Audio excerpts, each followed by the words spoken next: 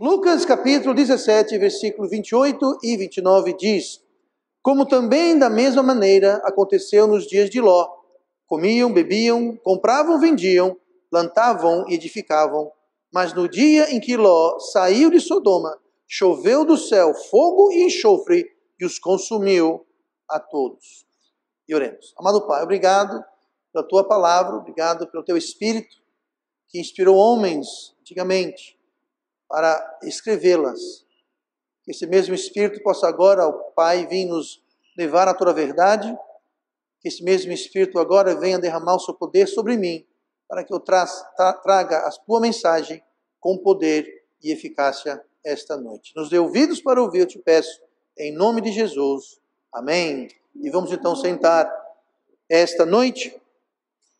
Lucas 17 e também Mateus 24, se você quiser comparar mais tarde. Mas Mateus 24 e Lucas 27, ambos tratam da vinda de Cristo. E pode se tratar da vinda de Cristo no arrebatamento, pode se tratar da segunda vinda de Cristo. A diferença é que no arrebatamento Jesus não vai vir para a terra. O arrebatamento não é tecnicamente uma vinda plena, porque Jesus não vai colocar os pés no chão. A segunda vinda ele vai. A segunda vinda ele vai voltar e vai descer no mesmo local aonde ele subiu. Então, para não debater aqui essas duas posições divergentes, tanto o arrebatamento quanto a segunda vinda vai ser algo repentino.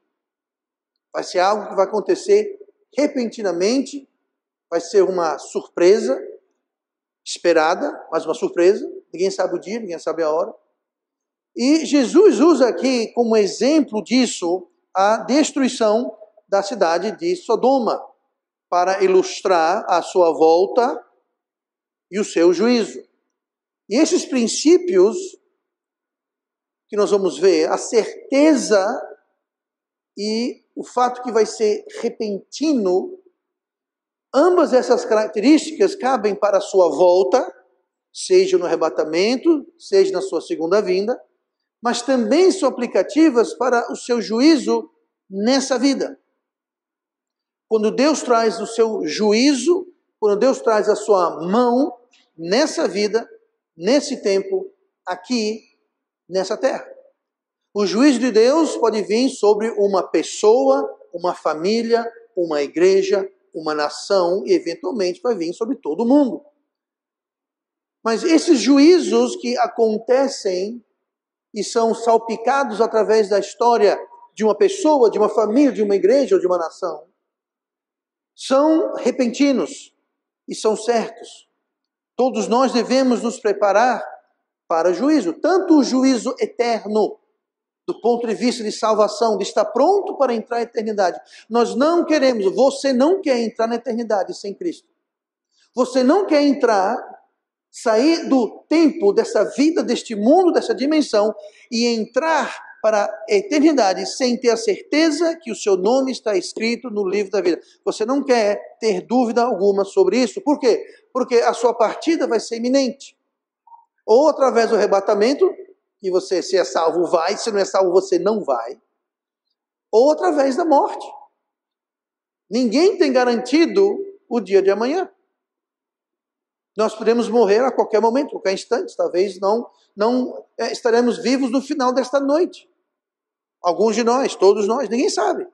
Então, a morte é algo repentino. A morte é algo inesperado. Então, nós temos que estar prontos sempre. Porque a morte está perante Deus, enfrentar o juízo de Deus é algo que é certo e repentino. A impiedade e a imoralidade em Sodoma, estou falando de Sodoma, era a regra e não a exceção. Não muito diferente do mundo em que vivemos. Hoje, santidade, honestidade, um sentido de ética e camaragem e até humanidade com o próximo, o ser humano próximo, é algo que está cada vez mais raro. Em Gênesis 13, versículo 13, falando sobre Sodoma, ora, eram maus os homens de Sodoma e grandes pecadores contra o Senhor.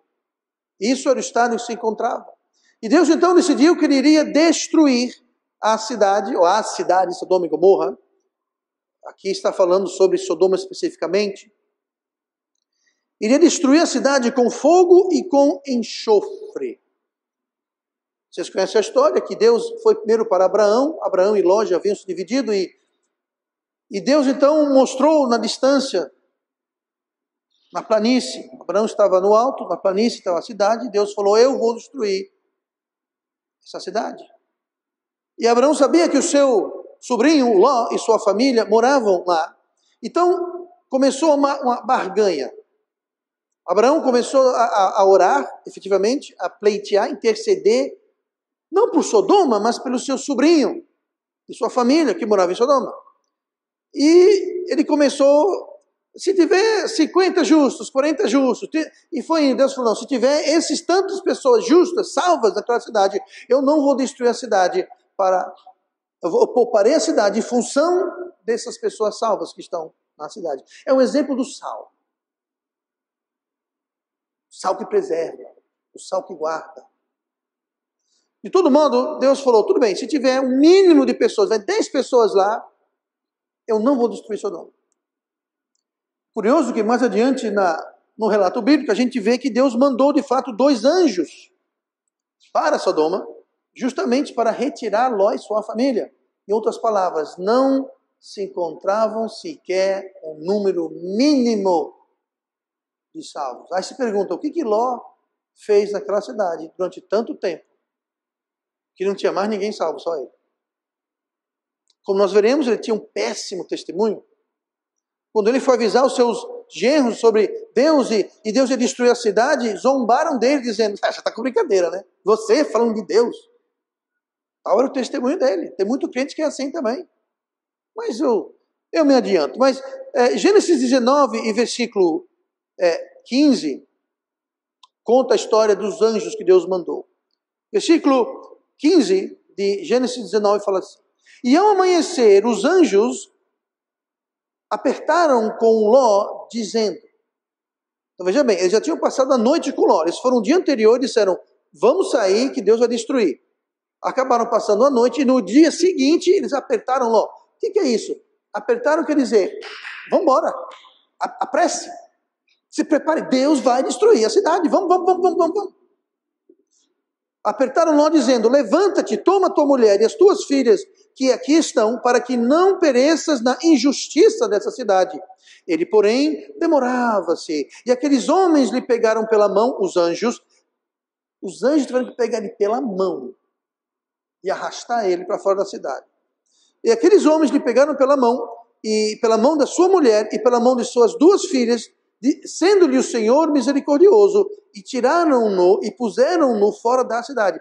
Deus é tão misericordioso que mesmo Ló, não sendo lá um exemplo de crente, Deus mandou 2 anjos apressar e pegar todo um pela mão e literalmente arrastaram ele para fora da cidade para poupá-los. Versículo 17.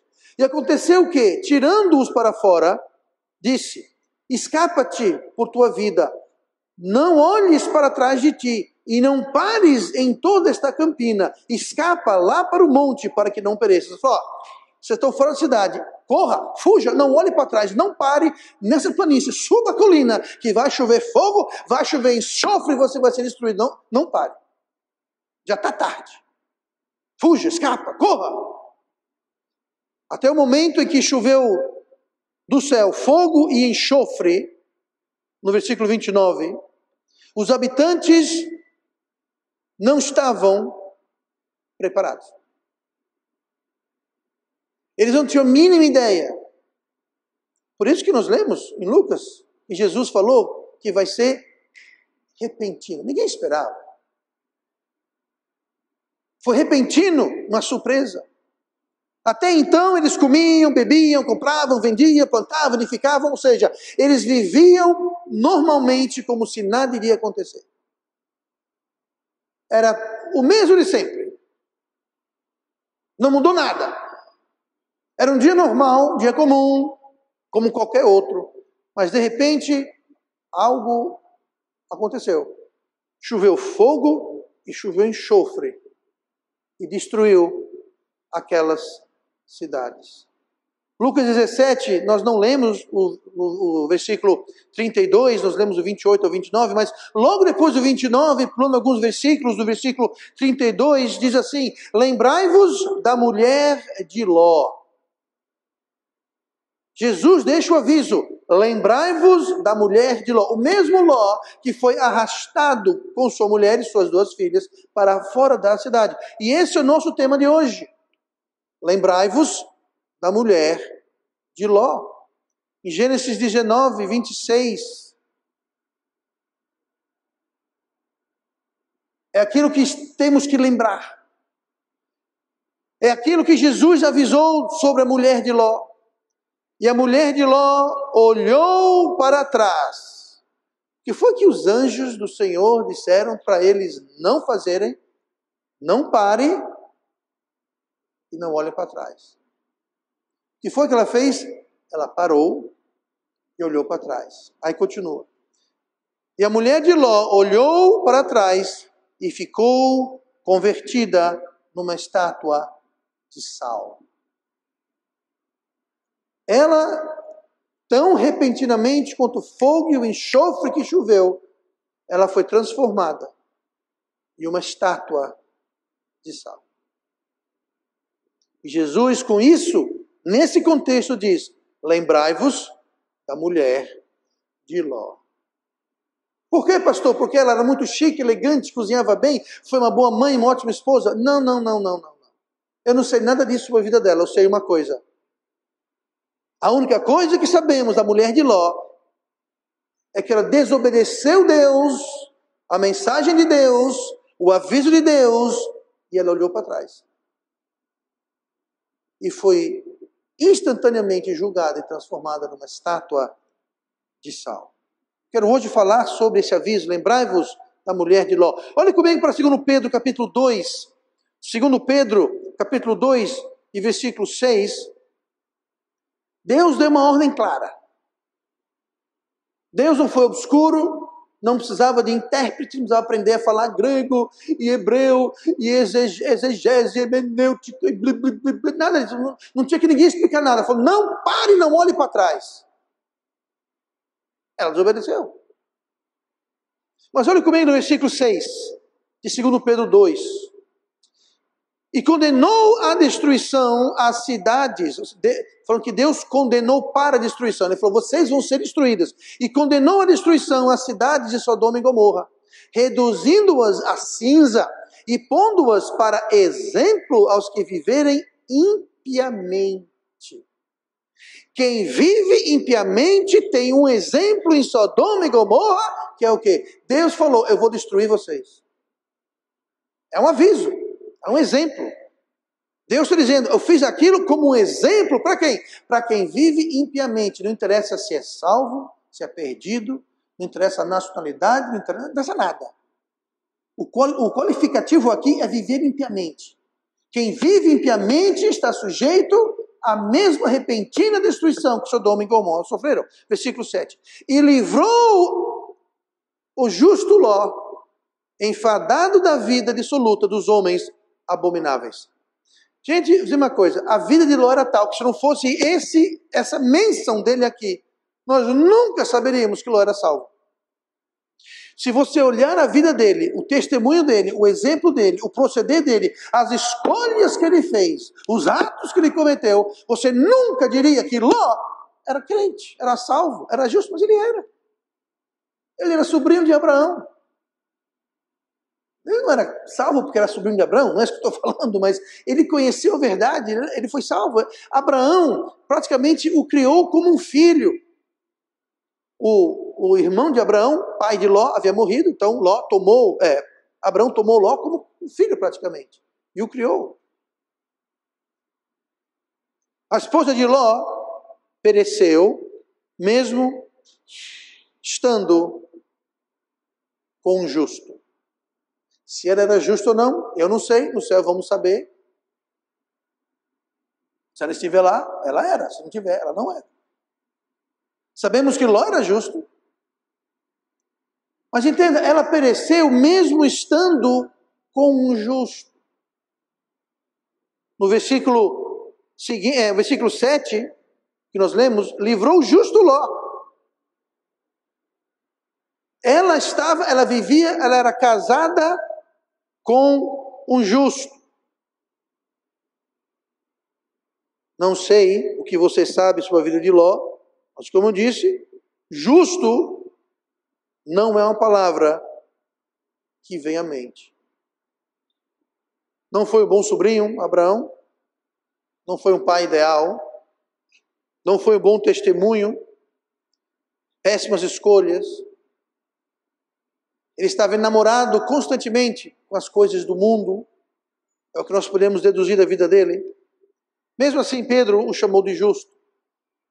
Mesmo alguém rodeado de pessoas justas não vai impedir que alguém seja destruído repentinamente.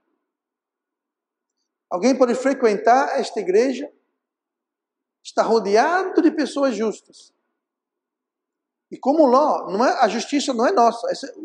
Justo não é que nós somos justos, não é nossa justiça. Nós somos justos em Cristo Jesus. Nós somos justos pelo sangue de Cristo. Nós somos justos porque Ele é justo e nos deu a sua justiça, nos imputou a sua justiça.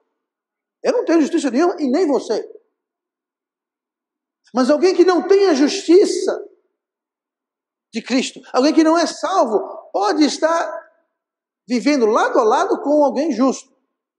Pode ser um esposo, uma esposa, um irmão na igreja, não interessa.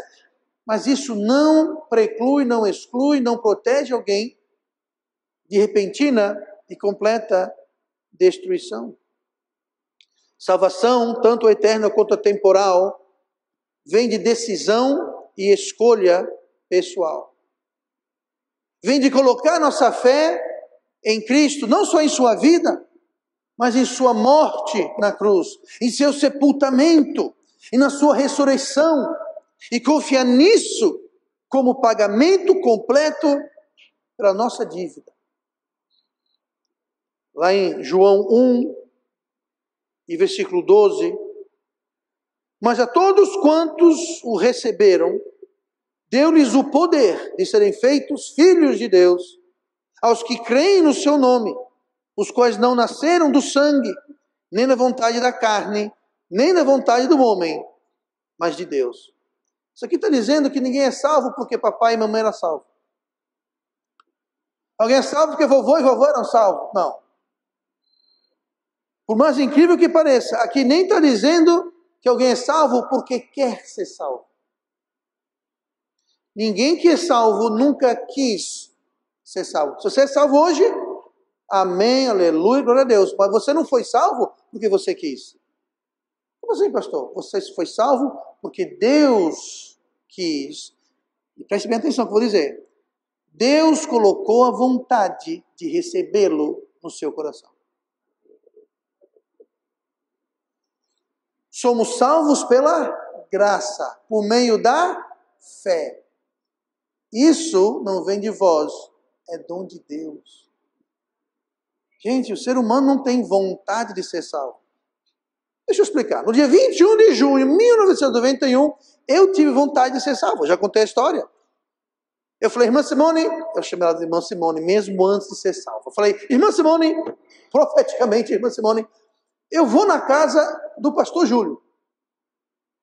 E se ele não falar do evangelho para mim, que ele havia falado várias vezes, eu vou exigir, eu vou perguntar, eu vou dizer, eu quero ser salvo. Eu estava sedento, eu estava desejoso, eu tinha vontade. Mas pastor, você falou que aquela vontade não era de mim, era de Deus. Deus colocou aquela vontade.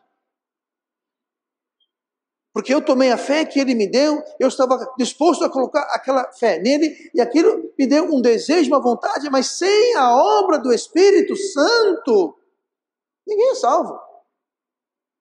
Por isso que o único pecado do qual não tem perdão é o quê? É blasfêmia contra quem? O Espírito Santo. Aí o Espírito Santo vem e fala assim, seja salvo, está aqui vontade, você fala, não. Isso não é de Deus, eu não quero isso, eu não quero saber disso. Bom, para isso não tem perdão, porque o único caminho do perdão é através do Espírito Santo. Você rejeita ele, não tem como.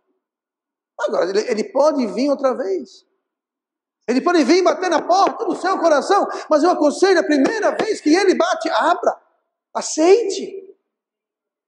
Eu vou ser bem franco, eu nunca na minha vida havia entendido, compreendido, desejado ser salvo. Nunca. Mas a primeira vez que ele bateu e eu senti o desejo, eu falei, irmã Simone, eu vou lá agora. E nós fomos. E eu falei para ele, eu falei, Júlio, como é que eu faço para ter certeza que eu estou indo para o céu? Aquela foi a evangelização mais fácil. Mas também durante um ano, ele e sua família oraram por mim, irmã Simone. Trabalharam com a gente, aguentaram a gente. Mais a irmã Simone do que eu, mas aguentaram a gente. Então não foi tão fácil assim. Mas não foi porque ele quis, não foi porque o meu pai e minha mãe quis, não foi porque eu quis, foi porque Deus quis. Então a gente crê e recebe a salvação. Você não é salvo hoje, mude isso, mude isso. Você pode estar a sua vida inteira rodeado de gente justa, vai perecer do mesmo jeito.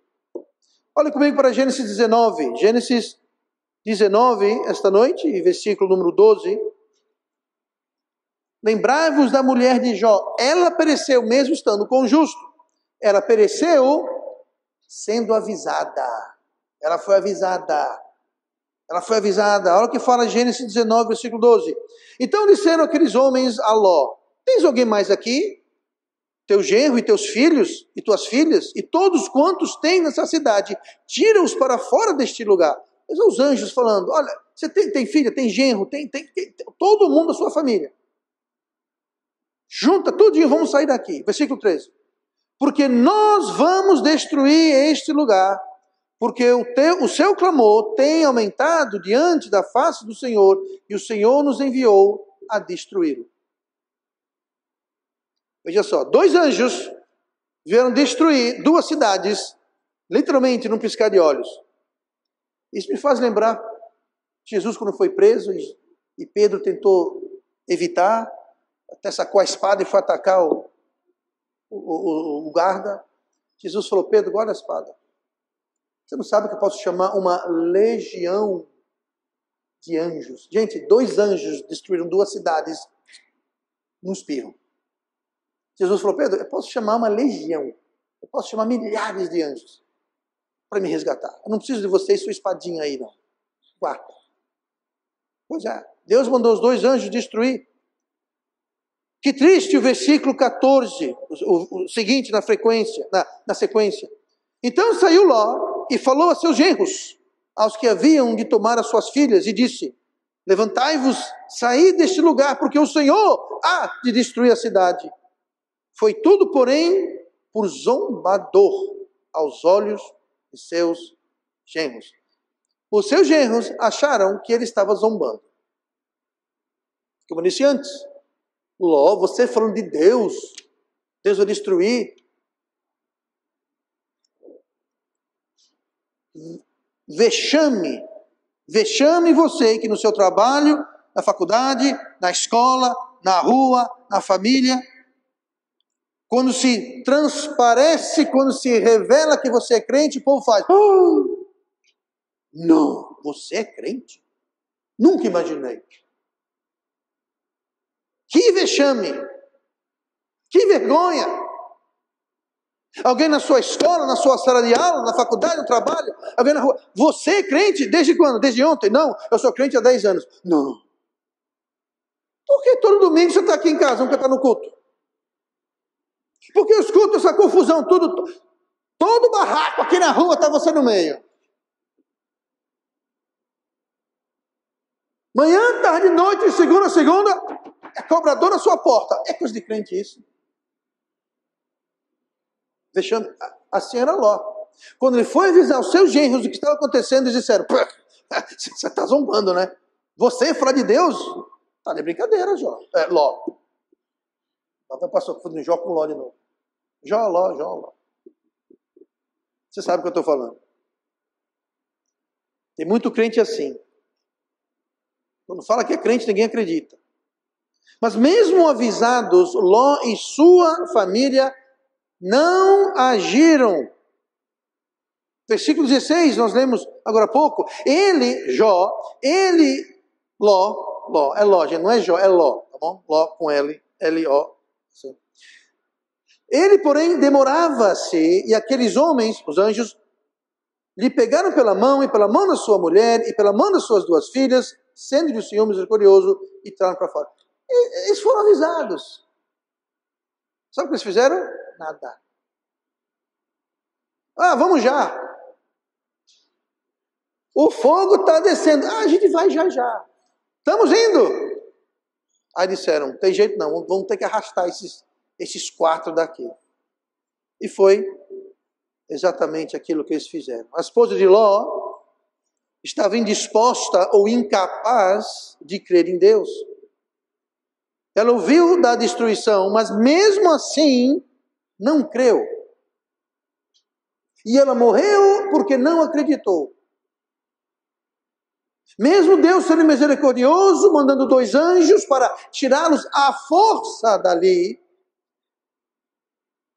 ela não acreditou. Por que será que ela olhou para trás? Eu acho que ela queria ver se realmente aquilo estava acontecendo.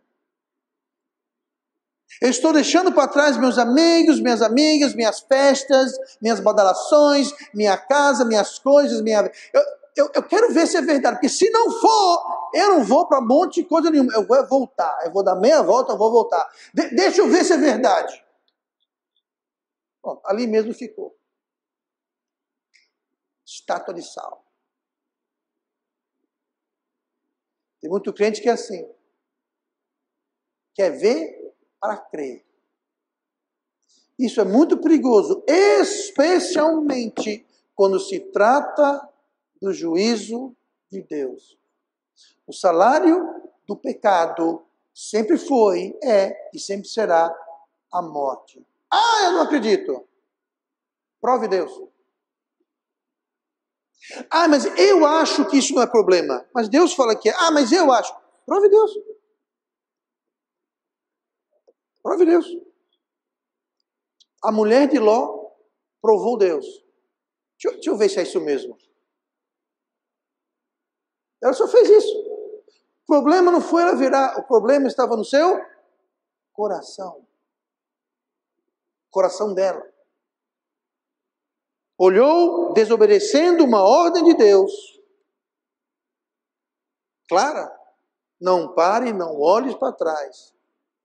O anjo falou. E quando ela olhou, aquilo foi a gota d'água. Ela olhou para trás e instantaneamente o juízo de Deus veio para a sua vida. E tem muito crente assim. Tem muito crente que não crê, não acredita, recusa, quer fazer do seu jeito até ser a última gota. Deus é misericordioso. Deus mandou 2 anjos tirá-los de lá. Mas quando ela olhou para trás, Deus falou, agora chega. Agora basta. Essa foi a gota d'água. Estátua de sal nela. E ela então provou o juízo de Deus. Ainda em Gênesis 19, olhe comigo para o versículo 24. Jesus falou, lembrai-vos da esposa de Ló. Lembrai-vos da sua mulher. Por quê? É um exemplo. É um exemplo. Ela pereceu junto com justos, ela pereceu avisada. E ela pereceu olhando para trás. Como nós lemos aqui. 24. Então o Senhor fez chover enxofre e fogo do Senhor desde o céu sobre Sodoma e Gomorra. E destruiu aquelas cidades e toda aquela campina, e todos os moradores daquelas cidades, e o que nascia da terra, ou seja, até as plantas, o que nascia da terra, até a vegetação foi consumida. E a mulher de Ló olhou para trás e ficou convertida numa estátua de sal. Então veja bem, eles saíram, escaparam, caiu fogo e enxofre, imagina que fez um barulho, mas mesmo assim, deixa eu olhar. Apesar de seus erros, apesar da sua incredulidade, a mulher de Jó quase foi salva. Salva aqui eu me refiro fisicamente. Espiritualmente eu não sei se ela era salva ou não. Como eu disse, no céu vamos saber. Mas ela quase foi salva. Quase. Por pouco. Apesar do erro. Apesar da desobediência. Apesar de ter sido arrastada, carregada pelas mãos, pelos anjos. Apesar de tudo isso, ela quase foi salva. Quase. Estava salva do fogo, estava salva do enxofre, mas mesmo assim, acabou virando uma estátua de sal. Irmãos, ninguém é quase salvo. E espiritualmente falando, ninguém é quase salvo. Ou você é salvo, ou você é perdido. Não tem meio termo. Muitas vezes evangelizando, você fala com alguém, se você morreu, você tem certeza? Vou para o céu, tem certeza? Tenho. Quantos por cento? 90%. Eu tenho 90% de chance de ser salvo, eu acho. 90%? Então você é quase salvo. Eu sou quase salvo. Então você é perdido. Perdidinho na Silva. Ninguém é quase salvo. É como gravidez. Eu estou quase grávida. Pergunta para a Michelle se ela está quase grávida. Ela está quase não mais grávida. Gente, não tem quase grávida, não tem quase salvo. Ou você é salvo ou você não é. A mulher de Ló, lembrai-vos da mulher de Ló, ela quase foi salva. Ela quase não vira uma estátua de sal. Ela quase escapa, mas não escapou. Não adianta ser quase salvo. Não adianta ir para a igreja, ser batizado. Se alguém é batizado e não é salvo, você não foi batizado, você ficou molhado só. O batismo só é verdadeiro quando a pessoa é salva. Não adianta ser batizado, ir para a igreja, tomar ceia, ir evangelizar, ler a Bíblia, dizimar, ofertar. Tudo coisas excelentes, é claro, mas nada disso quase salva ninguém. Ou você é salvo ou você não é salvo. E a única forma de ser salva é através da obra e do sangue de Cristo, da sua morte, sepultamento e ressurreição. E você crê, você colocar a sua fé no que ele fez. Isso, você fica 100% salvo. Mesmo que você não seja batizado. Mas se você é salvo, você deve ser batizado. Mesmo que você não venha para a igreja, se você é salvo, você deve vir para a igreja. Mesmo que você não leia a Bíblia, que você não ore, que você não dizime, que você não oferte, mesmo que você não faça nada, se você colocou a sua fé em Jesus Cristo e o que Ele fez por você, você é salvo, você é 100% salvo. Mas quem é 100% salvo deve fazer todas essas coisas. É um sinal de que ele é salvo. Mas não é isso que salva ele. Ela fisicamente saiu de Sodoma e Gomorra, mas o seu coração ainda estava lá. Muito crente, a mesma coisa. Ela é salvo eternamente, mas perdido nesta vida. Salvo eternamente, mas perdido nessa vida. Sem direção, sem luz, sem livramento, sem proteção. Por quê? Porque como a mulher de Ló, eles olham para trás. Ela pereceu porque ela olhou para trás. Tem muito crente que é salvo, em vez de olhar adiante, como Paulo fala, a corrida que está posta diante de mim, eles olham para trás. Jesus falou que o servo que olha para trás não é digno de empurrar o arado ou guiar o arado. O arado, você sabe, é um implemento agrícola que ele abre aquela trincheira na terra. Naquela época era puxado por um animal, geralmente um boi. Hoje tem trator para isso. Mas você ficava aqui atrás, dependendo do arado, você podia até ficar em cima do arado, uma pequena plataforma que você ficava em cima, outros você andava atrás, depende, mas se você está aqui, é como se fosse uma moto. Quase, só que não tinha motor, tinha um boi. Se você olha para trás, sabe o que vai acontecer? Você não vai cavar uma trincheira reta. Inclusive, motoqueiros ciclistas, a moto vai onde você olha. Mesma coisa, o arado vai aonde você olha. Crentes, você vai na direção que você olha. Já viu alguém andando assim? Andando para cá, mas olhando para lá? Se você vê alguém assim, se prepare, pegue o seu celular, ligue a câmera e comece a filmar, porque algo engraçado vai acontecer. Ou trágico. Ou trágico. Se ele dá de cara com um poste, vai para a internet no mesmo instante. Mas pode também passar um ônibus por cima dele. E já aconteceu. Aí não é mais engraçado. Ela pereceu avisada, ela pereceu na presença de justos, ela pereceu olhando para trás. O crente que fica olhando para trás, para sua velha vida, seus velhos sonhos, seus velhos planos, seus velhos anseios, seus velhos, vai fazer a mesma coisa. A vida dessas pessoas se torna salgada, sem querer pegar o empréstimo da estátua de sal, mas uma vida salgada. João 15, versículo 5. Eu sou a videira, vós as varas.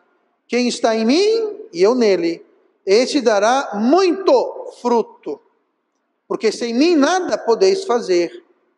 Se alguém não estiver em mim, será lançado fora como a vara e secará. E as colhem e lançam no fogo e ardem.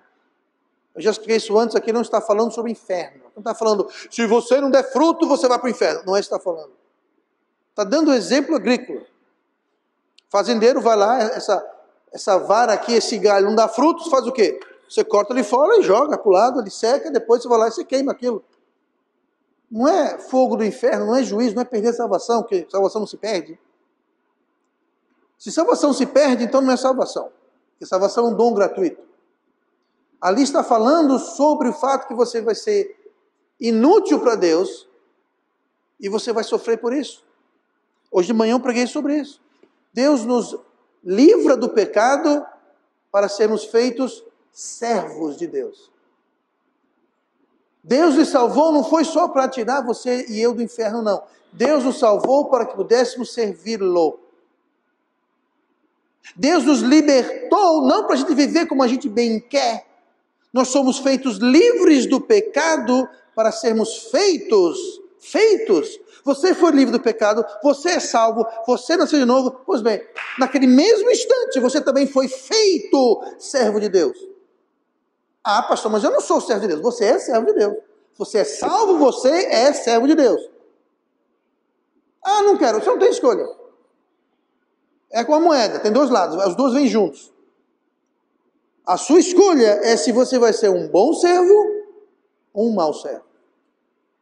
Se você, quando chegar no céu, você vai ouvir, entre, bom servo. Ou vai ouvir, eu estava esperando você chegar mesmo, chega aqui. Eu tenho uma conversinha com você. Mas servo você é salvo, você é servo. Fomos libertados do pecado para sermos feitos servos de Deus. E quem vive de forma ímpia, como a esposa de Ló, eu falei, eu não sei se ela era salva, mas a vida dela acabou muito salgada. E para o crente que não dá fruto, que não serve Deus, que não está atinado nas coisas de Deus, que Deus é apenas um adorno, uma decoração, um detalhe, vai ser cortado fora. Não quer dizer que você vai perder a salvação, não. Você vai ser tirado da economia de Deus, vai ser tirado do plano de Deus. Deus é misericordioso, Deus é paciente, Deus dá chances de oportunidades, e Ele espera, Ele aguarda. Mas chega uma hora que é a gota d'água. Foi o caso da mulher de Ló. É isso que Jesus falou. Lembrai-vos da mulher de Ló. Quando aquela última gota d'água transbordar o balde, é cortado fora. Aí você vai para Provérbios capítulo 1. onde fala que muitos irão buscá-lo, rejeitarão o conselho de Deus, se rebelarão contra a palavra de Deus, e quando vier o aperto, buscarão Deus, mas não o acharão. Clamarão a Deus, mas Ele não responderá. Ah, pastor, Deus não faria isso. Está lá em Provérbios 1, leia, está lá. Não sou eu que estou dizendo, o Senhor está dizendo. Eu não gosto disso. Bom, então você não gosta da Bíblia, não tem nada a ver comigo. Lembrai-vos da mulher de Ló, bem acompanhada, avisada, mas olhou para trás. Será que nós estamos nessa situação? O interessante do texto em Lucas é justamente falando sobre a vinda de Cristo. Falou sobre os dias de Noé. Se você ler o contexto logo antes, em Lucas 17, fala nos dias de Noé. Como eles também comiam, bebiam, vendiam, casavam. E de repente, dilúvio. Aí fala sobre Ló. De repente, fogo e enxofre.